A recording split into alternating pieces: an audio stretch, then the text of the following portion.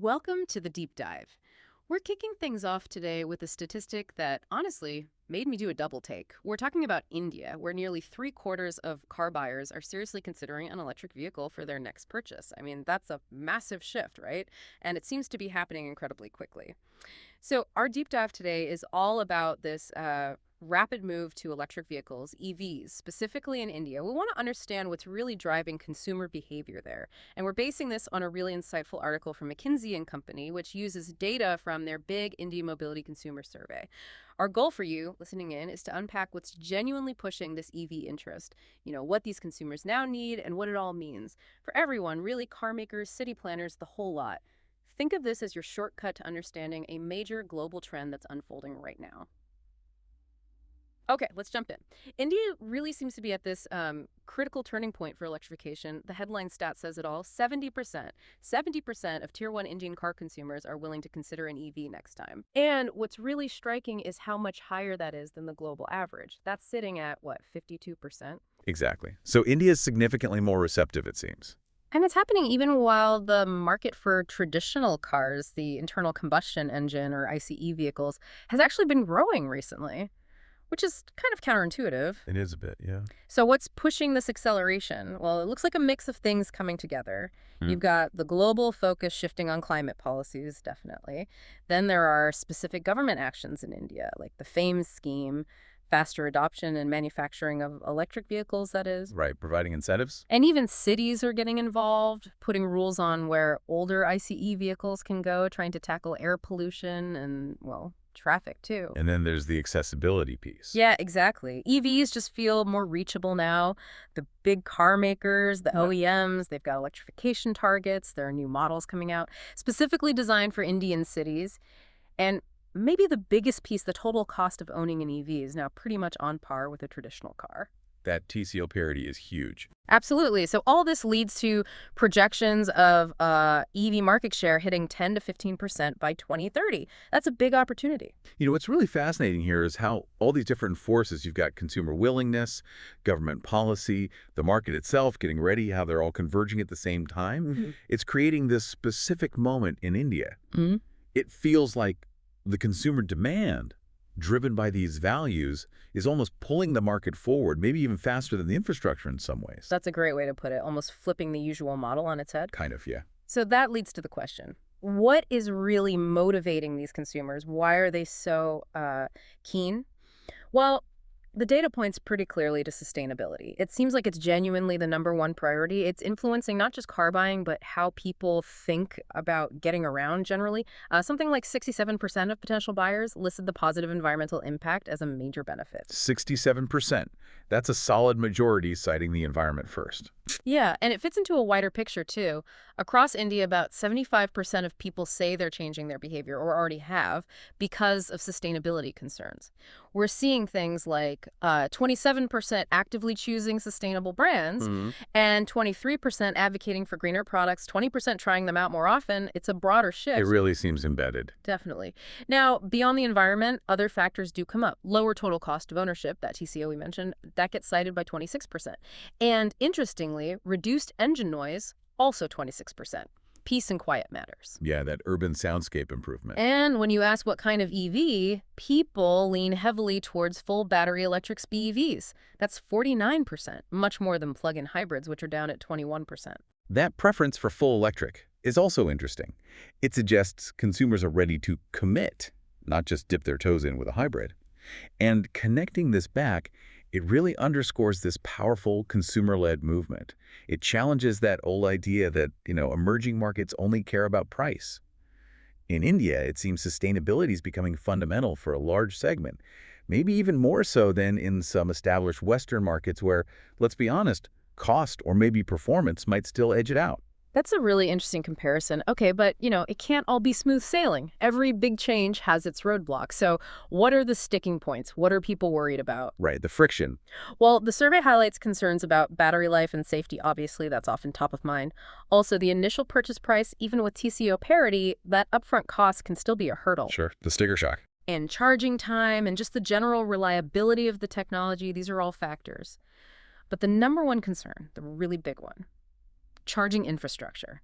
More than 75%, three-quarters of the people surveyed, feel India just isn't properly set up yet with enough charge points. That's a huge perception gap, isn't it? Yeah, Between the desire to buy and the feeling that the support isn't there. it really is. And when you dig into charging preferences, it's almost an even split. Public charging favored by 58%, home charging by 42%.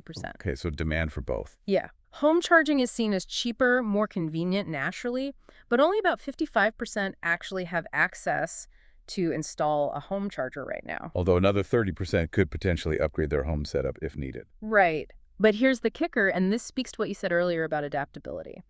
Two-thirds of Indian consumers said they'd still buy an EV even if they couldn't charge at home. Wow, okay. That's commitment. It is. But the flip side is 38% feel their local area just doesn't have enough public charging options. So it really hammers home the need for investment across the board, public and home charging solutions. No single solution fits all. Exactly.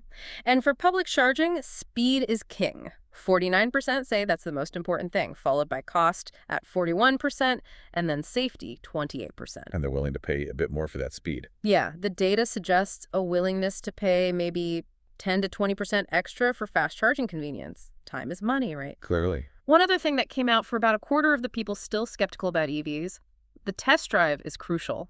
It's the potential tipping point, which suggests that maybe OEMs need to think about longer test drives, like letting people take the car home for a week, maybe 10 days. Yeah, an extended real-world experience. That makes sense. But pulling back, what's really striking is that consumer adaptability. They see the infrastructure gaps, they acknowledge them, but there's this strong underlying drive to go electric anyway. They seem willing to figure it out to make it work, which, as you said, sends a really clear message to the market. We're ready. Catch up. It's compelling stuff. Okay, so consumers are ready, they're adapting. What does this mean for the actual process of buying a car? Is that changing too? Oh, absolutely. The whole purchase journey is shifting. So are people buying cars online in India now? Surprisingly, yes, or at least they're very open to it. More than 70% start looking online, researching, comparing.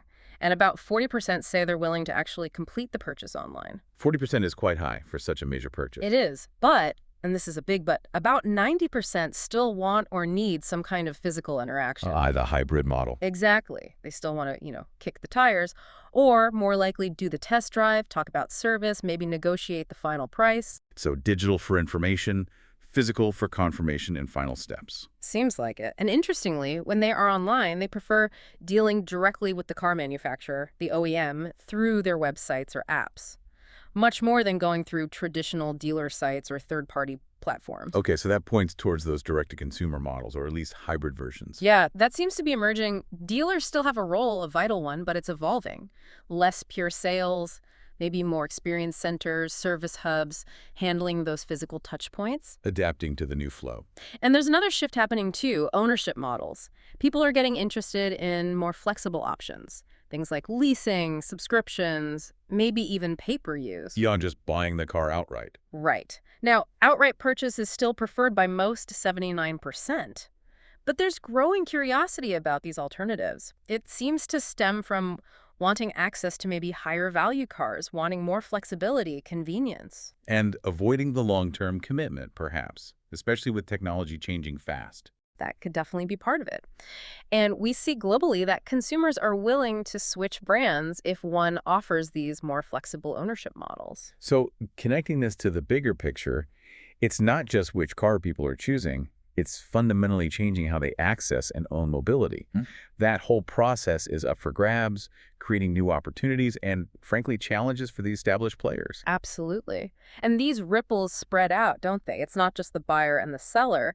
This shift impacts the whole ecosystem. Definitely. For the car manufacturers, the ODMs, EVs represent a potentially huge area for growth for revenue. It could even be an opening for totally new companies to enter the market. As hands to disrupt. Yeah, but for traditional car dealers, it means adaptation is key. They need to rethink sales, definitely upgrade their service capabilities, think technical skills for EVs, and really embrace digital tools for that seamless omnichannel experience customers now expect. Their role changes significantly. Then you've got the power grid operators. They're looking at a big increase in electricity demand.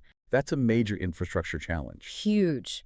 It means upgrades are needed, expanding the infrastructure, bringing in new tech to manage everything efficiently, integrating renewables. It's The complex. system-level transformation. And cities themselves are critical. They need to lay the groundwork, provide the right conditions for charging infrastructure, and implement smart policies to guide the transition effectively. They shape the environment where this happens.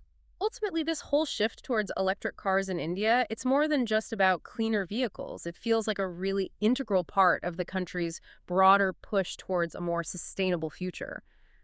Thinking about it, this raises a really interesting question for the future. As India moves forward with this very unique consumer-first approach to EV adoption, how might its experience influence other developing economies? Its path could offer a completely different model compared to, say, Europe or China, where maybe government mandates or manufacturer supply push things harder initially.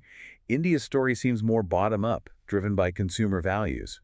That is a powerful thought to end on, a different kind of playbook emerging. So to quickly recap the core insight from our deep dive today, it's clear Indian consumers aren't just passively accepting EVs. They seem to be actively driving the shift. And they're influenced heavily by, one, a strong sense of sustainability, and two, a desire for newer, more flexible ways to buy and own cars. So here's something for you to mull over, building on that last point. Given India's really significant and kind of unique embrace of EVs, driven so much by the consumer, what unexpected innovations or maybe even unforeseen social changes might bubble up from this? Could this consumer led revolution actually reshape parts of the global car industry in ways we haven't even thought about yet?